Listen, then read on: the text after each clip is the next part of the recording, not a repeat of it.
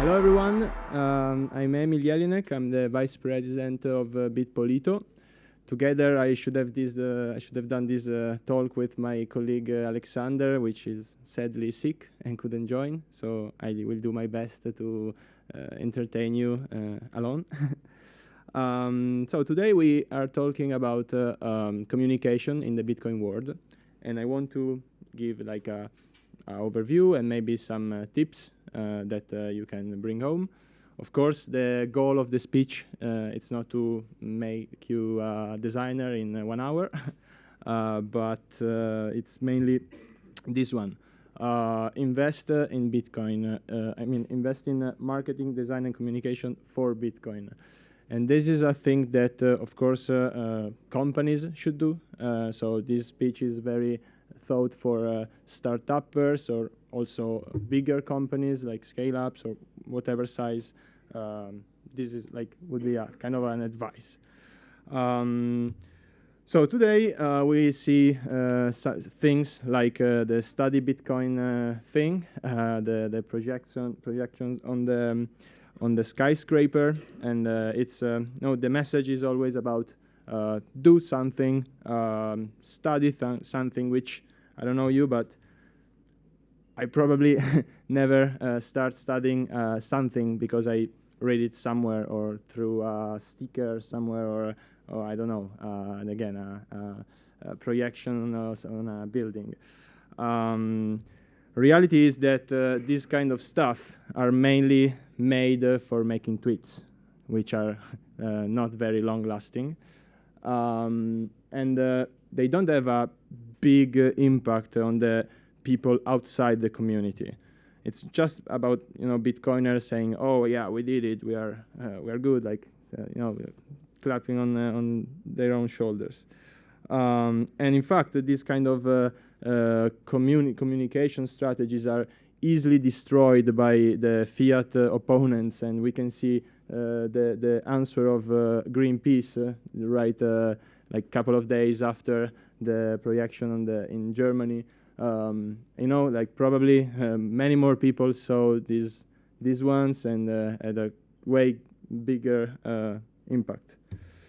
So instead of do this, very genuine stuff and a bit, not very strategical ones, we should, in my opinion, start reasoning using the classical marketing frameworks, like, for example, the funnel, which basically is reasoning on a customer journey. So you, at the beginning, you start discovering the new topic in many possible ways, probably depending on your background, your passions, who you are in general. And then you go down into the pyramid, and you start maybe study this topic, then practice, mastering, and at the end you can become a builder, as we say, so someone that work in the space. BitPolito, it's basically, let's say, between discovery and studying. We do education stuff, the development, the techie guys, but also, especially on our local, let's say, in our university in the city of Turin, we also do many things to attract new people, and so we are kind of between the two. My point is that we really need some better strategies on the top funnel to attract more people. And this is not really like a moral statement or something that we should because it's better for the world, blah, blah, blah. It's a very, let's say, business-wise thing. Because if you go and ask to all the startups or companies in the Bitcoin space, they definitely will say that they need a lot of users to make their business model work. So we all need to get more people in the space if we want to see all these companies grow and have success. And I think there is also a huge opportunity because right now the demand for Bitcoin is quite, like to say, moderated, especially in the Western countries. We don't see as you probably know, many people using Bitcoin in their everyday life. But the problem that Bitcoin solves are, like, let's say, many people will benefit from them. So there is a very little aware demand and an enormous unconscious demand, which could be quite easily got from all the companies in the space. That's why, that's because Bitcoin has strong values. It's a solution for very big problems that many people in the world have, and it's easily accessible. So you just need a phone or very basic stuff to join the network. And these are the reasons why it's spreading well. But again, I think we could make it even better. So this is another classical framework, which is called the Golden Circle by Simon Sinek. And he explains that when you talk about something, when you present something, it's not about saying, oh, this is the thing I'm doing, it does A, B, C, D, blah, blah, blah. But it's really about why you are doing it. And say, let's talk about a company, why you run that business, how you run it, and then just at the end, you talk about products, so what you do. So we said the why, and now I'm going to talk about a bit the how to communicate Bitcoin. So here you see a very generic example. It's a chair. I could make let's say, a e-commerce page, should be. And then I will describe the chair, just saying how it's made, like high, long, wide, blah, blah. And this seems, like, I think, a bit boring, probably. Then there is the second option. So this chair, this description is about what is the benefit, or maybe let's say also how you're gonna use it, probably, like how good is to use this chair. But the best way to present it, it's definitely talking about the values that stands before. And then, of course, you can have many different values.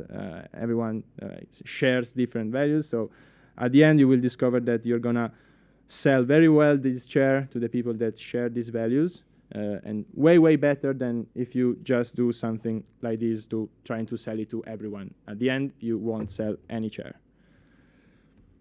Another great example, it's I listened it from David Bailey, which is now is working at Steco, that you probably know, but he's a former marketing officer for Apple, Samsung, and other very well-known companies. And you see the good and the bad way to present an iPod.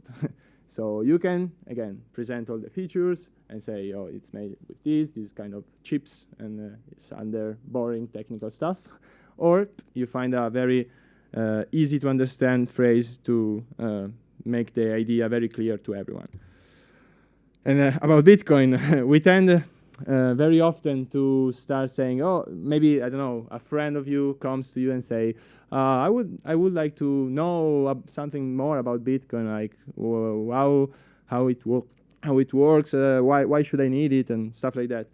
And many people start saying, okay, you should read this book, that book, blah blah blah, and it looks very hard. Then it's quite impossible for a person that has his normal life and maybe have 1 hour at night to read and watch something. Definitely not all this stuff.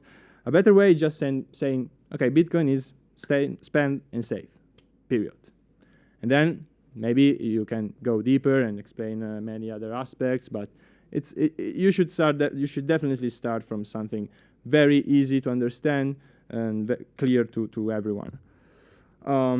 And more precisely, as I already said, you should focus not on features, but on gains that the target could have. There are many, we mentioned some in Bitcoin, and that's the way. For example, in BitPolito, we don't, let's say, sell. Actually, we don't sell anything, but we don't present ourselves to the students in our university. Let's say, come to BitPolito. You're gonna see all these technical things. You're gonna do, all the very precise and boring description. It's just about you're gonna earn or gain this, and they say, okay, I need it, I like it. And then they join. Even if they don't know anything about Bitcoin, maybe they come with the idea of knowing more at the end of the experience in our team. And this is a meme that many Bitcoiners use in their presentation, and I really wanted to add it as well. So I think that at the very end, so you have all the people that don't give a shit about Bitcoin in general, and they don't want they got bored if you start talking about it. And then there is people in the space that they say, oh, we should talk to everyone, blah blah blah. But as I said, you should don't really talk about the technology itself, but what it make it possible. So probably Bitcoin maximalist, which I define myself as well, we will remain just few. It's impossible that billions of people will be libertarians, super maxi, I don't know what. They probably just keep doing things like they always did, and things that have the same thoughts, but hopefully they could, when they understand the value that Bitcoin brings, they could start using it even without knowing anything about the technical aspects, the philosophy behind it, or whatever.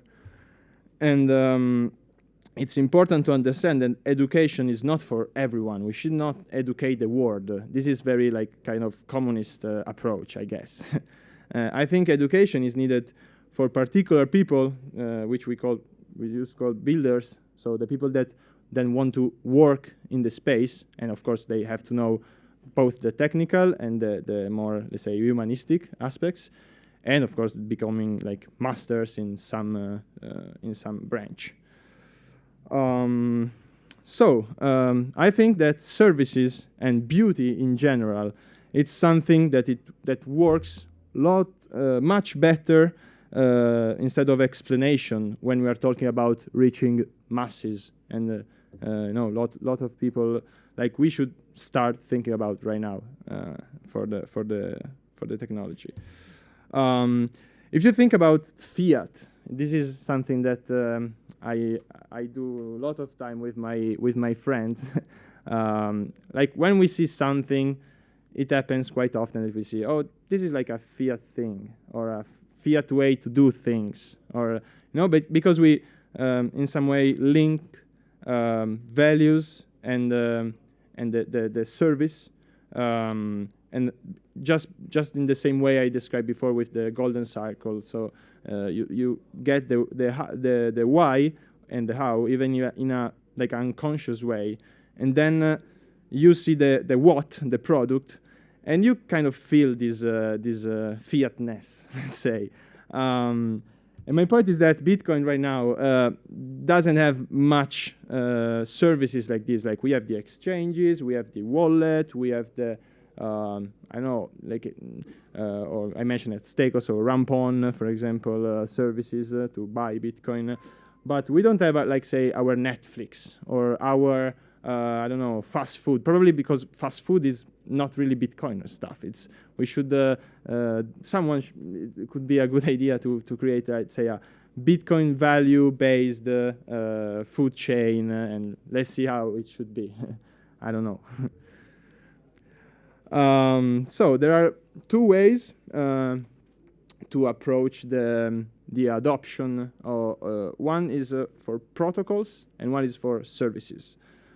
Protocol, it's, let's say, I would say it's quite inevitable, the adoption of some protocols, as well as they are objectively better than the current solution. So even with different values and approach, some companies, institutions, whatever, they should start using some protocol for their own interest and scopes, and maybe change completely then the things that are built on, or how they deliver it to customers, and other ways. We see, like, for example, recently with ETFs that are, let's say, Bitcoin sold, but definitely in a not cypherpunk way. So on the other side, services, they got adopted in a more market-driven way. There is no one that can, I mean, in very rare cases, someone can impose to use something, but typically services, they emerge from the market just because they are better. They are cooler, they are, like, people love them, and they use it just because they are useful for them. Not any ideological or strange cultural visions or whatever. Protocols are interesting for very few people. So, of course, it's only the techies that can put the hands on. And while services, they should attract many people. They are designed to find someone that loves them, that service, that product, and then scale it as much as you can and deliver it to hopefully all the world. Protocols must be efficient and secure. That's what we want from something that should be the very base of some other things that are built on top. While services, they must be cool, easy, and useful, as I mentioned already sometimes. So this is a say very compressed evolution of technological progress of Bitcoin from an end user point of view. At the very beginning, it was just command line, so people like me, I couldn't join the network at the very beginning.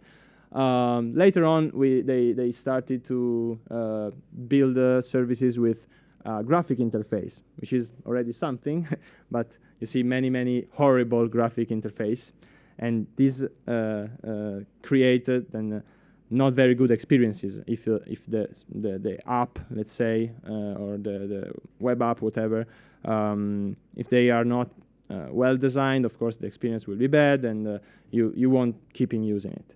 So the very last part would be create pleasant experiences. This is like the step behind it. It goes, of course, it's a broader thing. It's not just about interface. It's about customer care, about communication, about all the let's say not technical things. Basically, actually, it's also technical aspects involved, but it's a way more holistic thing. And the communication progress, it should start by demystifying the technology. Like, it's a very clear pattern, and we can see in almost all the technologies. At the beginning, they are seen as something typically dangerous, that criminals use it, and you know, all the, like, you should not join that stuff. We already have something that is working. That thing is not needed. It's like, get away, and don't care about it. So if the technology if it works, as I said before, it's just a matter of time. It will start to spread anyway, and so the next important thing to do is to make this technology user-friendly, and I'm talking about both the product and the communication of the product. And at the end, if you manage to do these two things, then you could attract more people in an organic way. Very clear and quite recent example of what I've just said, that it's the same for Bitcoin. It's internet, started as a nerdy thing, very dangerous. You know, it's useful only for sending you know, pedopornography material or other illegal stuff. Now, of course, thanks to all the businesses that integrates internet in their service, Now we all use internet every day, at least here in Swiss, in Italy, in Western countries. And the cool aspect it's that no one's know how the protocol works. Who knows how the protocol works? Well, I see. I'm right. Very few, very few. I don't know a shit about that. I just raised the hand to make you raise it. So where are we now? In my opinion, which of course it's quite shared, we are at the point that we call the CHASP. So basically, we are in the phase where the technology, it should start to be adopted by many people. And this is not something that will happen obviously. We need, as I said, services that people like normies, they will start to use without studying Bitcoin or going deeper in understanding other complex stuff. And again, it's not obvious that it's gonna reach the top of the Gaussian curve. And we saw many things like I don't know, Google Glasses, for example. That was a super cool technology, like a great example of innovation, but no one started using it because it was too early, maybe not very comfortable. I don't know, I never tried it. But yeah, there's the possibility that if the big majority of the planet won't adopt Bitcoin, then maybe something else could take the part. So every people in the graphic that you just saw, they of course have different needs. So the one that we call the innovators, so let's say the first 3% of people starting using it, have so much different needs, passion, values from the majority of the people. So you should, of course, communicate to them in a different way, but especially in this point, I want to focus on needs, which is, again, the base of everything. Because when I said focus on gains, I mean, of course, understand which are the pains that your potential client has, so you can present the right gain they can obtain. So if the needs are all different between different people, and there is this concept which is brought from Mises, Austrian economic, of marginal value. So what is valuable for me, it's not maybe valuable for you. We can make many examples. If I have 10 Ferraris, the 11th would be less exciting than your first. That's the point. So considering these things, we should understand that the interest in the topic of Bitcoin and the interest in the services built on Bitcoin, it could be, it's definitely very different between all these segments of target. So to make a generical division, we have the early market people that want to experiment with the technology.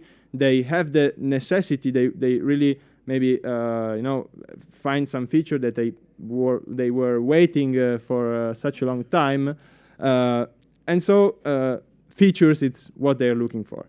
On the other side, mainstream market, they just want to solve their problems. They don't want to study or other stuff, and they actually don't have the necessity, or they don't know to have the necessity of the solution you are proposing. So there's a typo in the presentation. In this case, we need communication, not features. We don't want to build many complex stuff. Just present the right things in the right way at the right person. So a generic Mr. Smith, to make it more clear, he knows, he can understand what is beautiful, even in a subconscious way, and what works smoothly, like services that he use.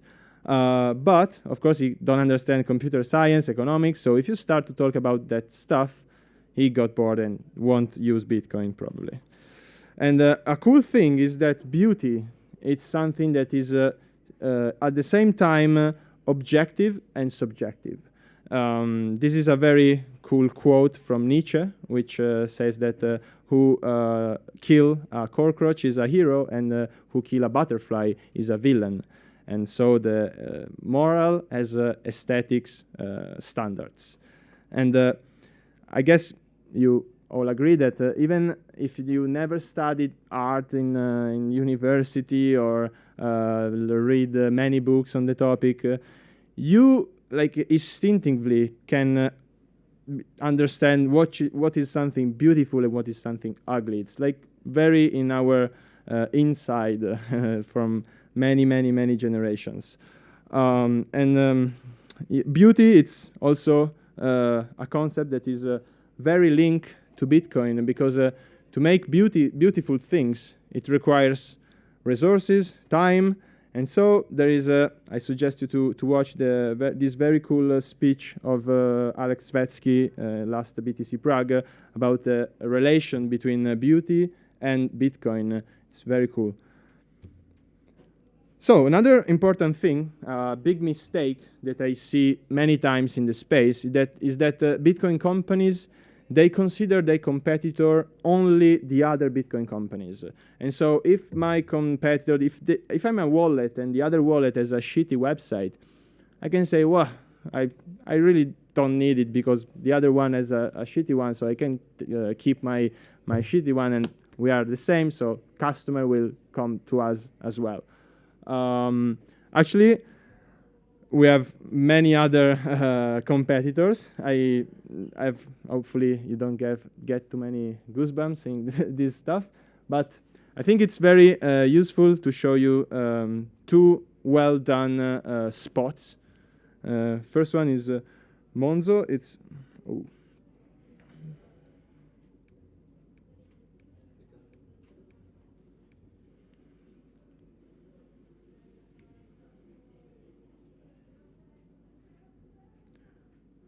there is no audio.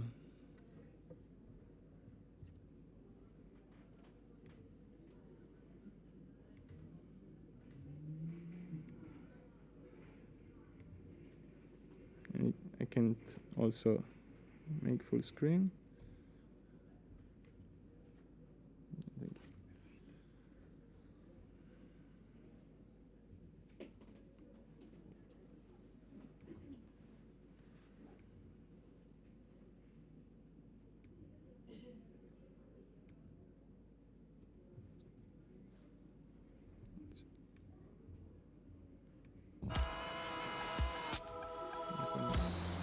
Sorry, I put it back.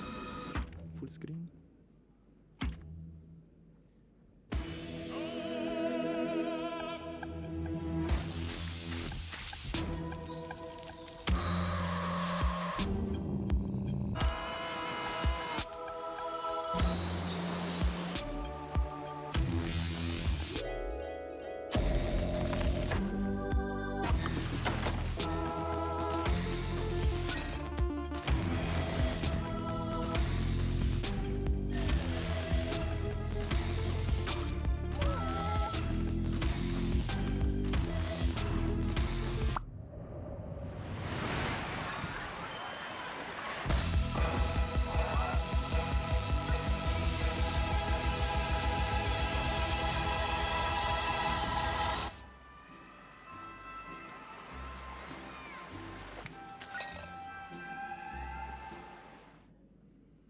See, it's very easy, intuitive thing. So, Monzo money, this is cool, this is bad, this is good, this is bad. Nvidia, visto che l'abbiamo toccato. Easy peasy.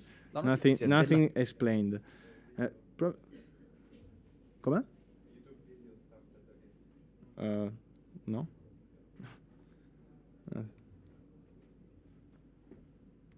I show now this one of Coinbase, even worse. Save a little, It's take so out a cool. mortgage, buy a house. Get a job, save a little, take out a mortgage, buy a house. Get a job, save a little, take out a mortgage, buy a house. Get a job, save a little, apply for a mortgage, get a second job, get some roommates, rent a house. Realize the only generation that's going to fix this is yours, and start building. Well, it's first time I saw it was quite almost goosebumps. Like very very well done. It's so short. It's only 30 seconds, but I think it's crazy how the message strong is, and you probably agree that if at the end instead of Coinbase it was Bitcoin, it was like perfect spot for Bitcoin. So, oops, sorry. So what should all the let's say all the players in the space do? Of course, they can't do all the same things. Yeah, so we see mainstream media. They have this approach of talking just about price when it's so high or when it dropped so a lot, or scams that happens, hacks, some random hypes that happens and stuff like that. So if you are a normie and if you listen to generic newspapers, you will get a very, very bad and confused idea of Bitcoin. Like I had myself like since a few years ago. At the very beginning, I thought it was like just something for technical traders that really I really didn't like as a thing. But when I understood all the other, let's say, more cultural things, and it resonates with other passion I had, then boom, I got so involved in a very fast period. So what instead fanatic Bitcoiners do? They do and talk about nerdy stuff. They do it in a very precise and typical way for our community. So with memes, with some jokes that we understand, but normies don't. And this is not completely bad. Actually, it has a very good, let's say, good pro, which is that it allows the community to be very, very strong and to gather it in a more efficient way. But of course, it's not like it's a good way to start, but it's not good. It's not a good way to scale. To scale, we need some visionary Bitcoiner that they will start to talk about real life things, like the rent we just saw before in the Coinbase spot. So again, this could be a good style for the very the hardcore community, the hackers. So for a hacker event, could be a good poster. But that's what we actually are doing in BitPolito, which is way more friendly, I would say, and like fresh in a way of presenting it. Like, for example, we did this collaboration with a very good pizzeria in Torino that I will suggest you if you go there. It's called Wow. We made a pizza day, but actually also before we created a partnership with them. So if you go there and pay with Bitcoin, you get a small sweet pizza with 10% discount on all the table. So this is the thing that we think are very useful. So you don't need to understand Bitcoin to get the free pizza, the free sweet pizza, and the discount. Just use it and don't make any question. Or we make art. We made this draw, for example, one of our team members, and we make many others. Actually, if you come in the second floor in the Villa Chani, you would see our stand. We didn't bring this one, unfortunately, but it's good space. We use different style for our graphics, for our posters. Instead of the classical B, or the logo, the B of Bitcoin, or probably the thing that I hate the most. It's the gold money with the logo on it. It's very it's also I think confusing that if you see a gold money about Bitcoin, it's not physical thing. So why should you show it in this way? As you can see, here we see styles that can be on the left. Could be like probably a technology spot. Seifedian in the middle when he came to Turin in our university. We presented in a, let's say, this could be for me the cover or a Times newspaper or a Vogue or something like that. Or Salvatore, which we tried to present him in a, say, how it would be a film cover, a movie cover. So yeah, a bit innovative way. Generic guidelines I want to give about how to then communicate and design services on Bitcoin. It's less is more, cliche, but it's, I think, very important. And I mean, also, when you start, maybe a startup, do your MVP and do something very precise, very small, with one specific gain that you are offering to the client. Do a ugly website at the beginning, it's fine. You need to focus on testing, not on communicate to everyone. But so it's not a matter of how many features you put in, but it's about putting the right one. Then make it friendly. So don't stop. If you want to sell to the masses, don't use the I don't know, cypherpunk masks or other memes that we understand, but they don't. And don't force people. I think the idea of going to any bar, any restaurant, and say, "Oh, you should accept Bitcoin because A, B, C, D." First of all, you look like a house seller or something like that, or even worse. I don't know. And I don't know if you ever tried. I did it myself, and many times. And sometime I just stopped because I was a bit, let's say, angry when they start always to ask, and what's your gain? What are you selling? What's your profit on that? And I'm saying, like, no, I'm just suggesting you to do that. And they couldn't understand that. Like, always think that you are trying to sell something. So I think it's not a matter of convincing people. It's a matter of designing the right services for the right people, for the right groups. So when you develop the things, so I'm talking about more the product, the technical things, you should be very, you should use very rigorous way to do it. I'm talking about like respecting the foundational principles, values, and whatever. On the other side, I think pragmatism is the most important thing when we're talking about marketing and communication, because you want to do the things that people like, and in a Machiavellian way. So if it works, you do it, period. It's not about I like it, you like it, I don't like it, or that's... No, you should, if you don't like the things you're doing, of course, change your job, do another startup, I don't know. But if you like the startup, if you like the things you're doing and you understand, you should understand not how you want to present it, but what your target would like to listen to. And keep it simple, like present things in a friendly way. It doesn't necessarily mean dilute the values. Like if you come to BitPolito, you will see we are very, very toxic Maxis. At least we have many Maxis members. But again, we don't have a problem in do like also more artistic things. We found a good balance between the core values, also the cypherpunk ideas, and cool ways like modern, like say, yeah, modern and interesting way to communicate them.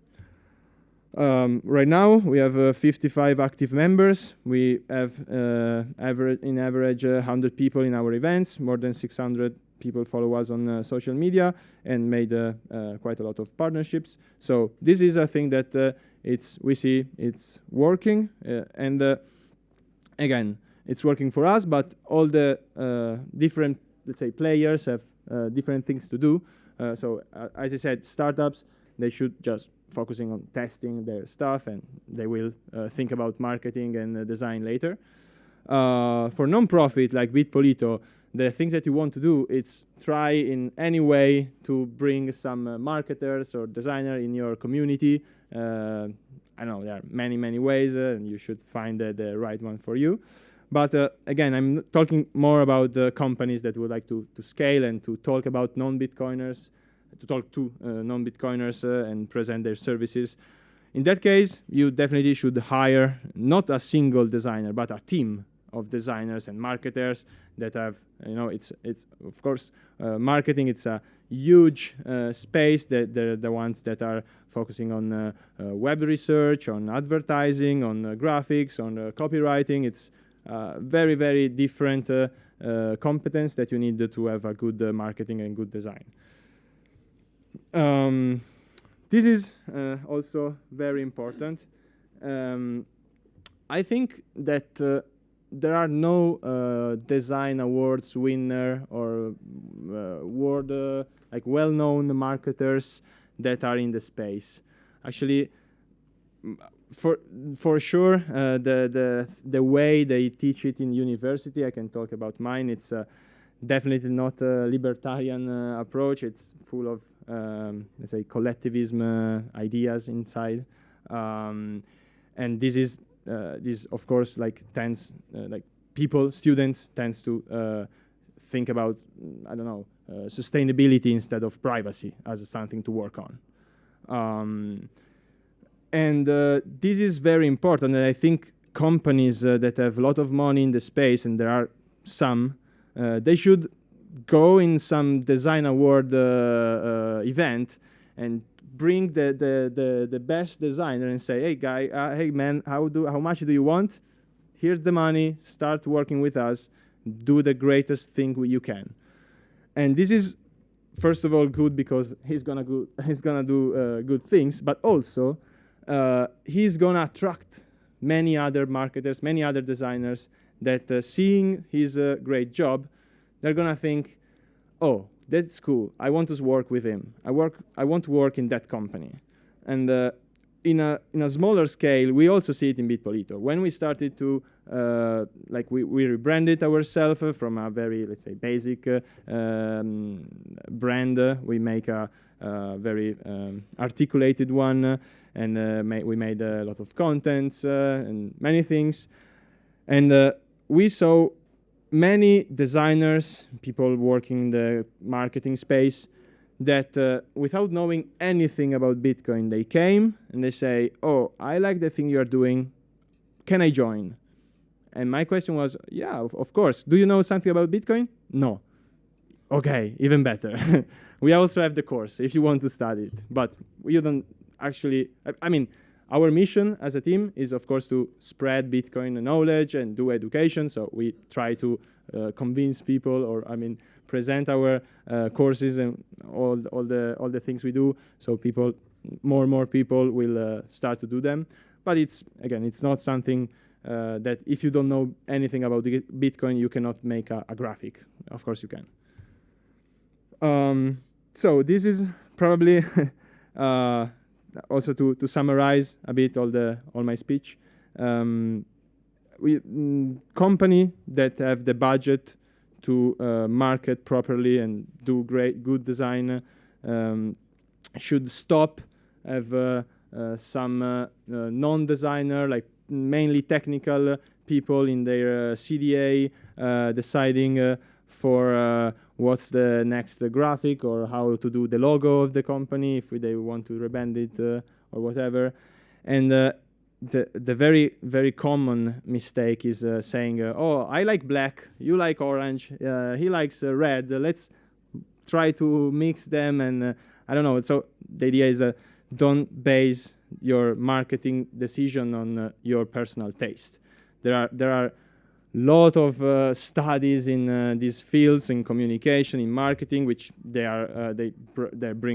comes from anthropology, psychology, and all these science that, of course, are not perfect science like math, but it's something that it works quite well.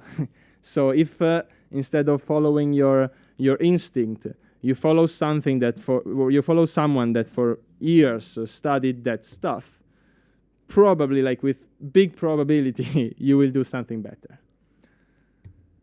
Yeah, that's all. Thank you for your attention. If you want to follow us, please. I don't know how much time we have. Yeah, like more than 5 minutes for any answer. If you want, I'm happy to, for any questions, sorry, I'm happy to answer.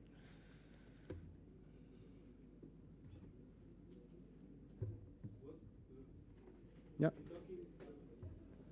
Hi. Hi. Thanks for presentation, quite interesting. You've been talking a lot about the marketing overall. What actually does BitPolito do?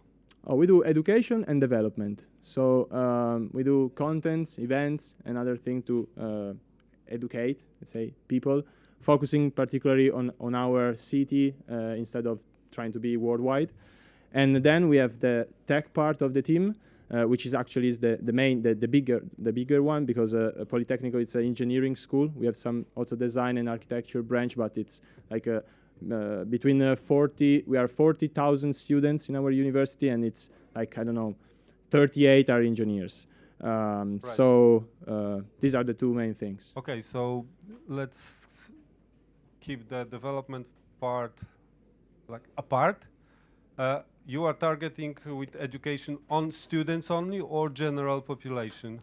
Are you? So for the main target, primary target, it's students, because the mission of the team is to bridge the industry and the academia, the university, and the industry. So like our goal is to find a no-coiner student, slowly make him understand why he should work in Bitcoin instead of Google, and then with the connection we created, help him to find a job in the space. That's like the journey we want to create for our members. That's actually fantastic.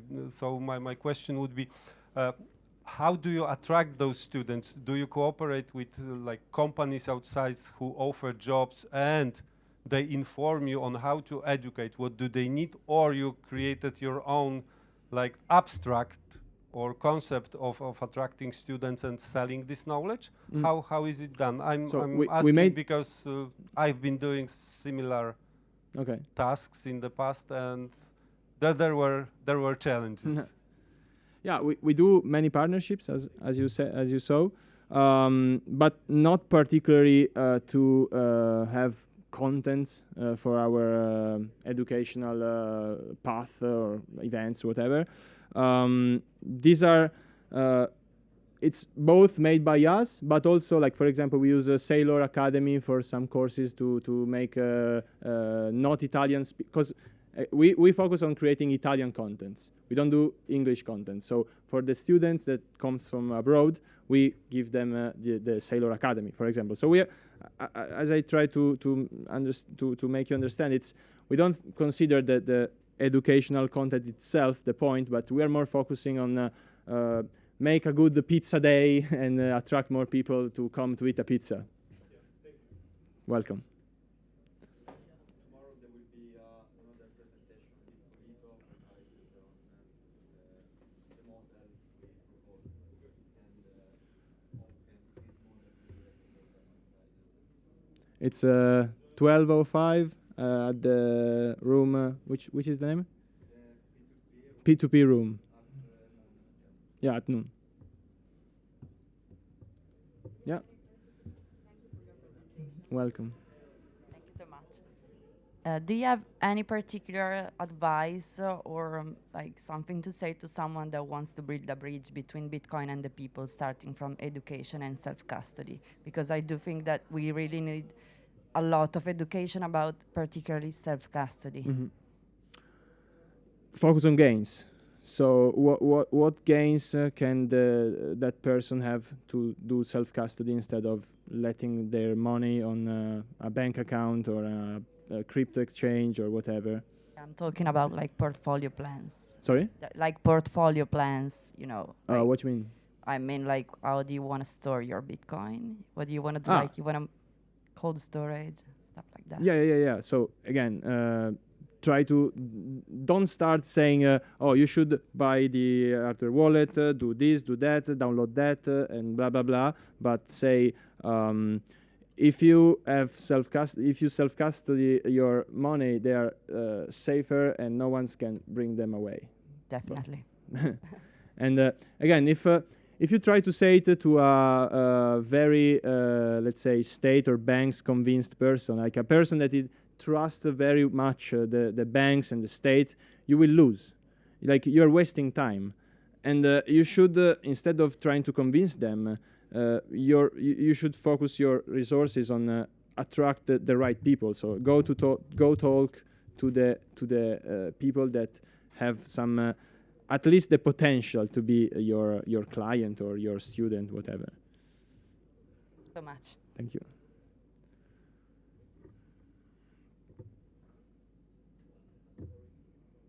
No, I guess it's over. Thank you, everyone.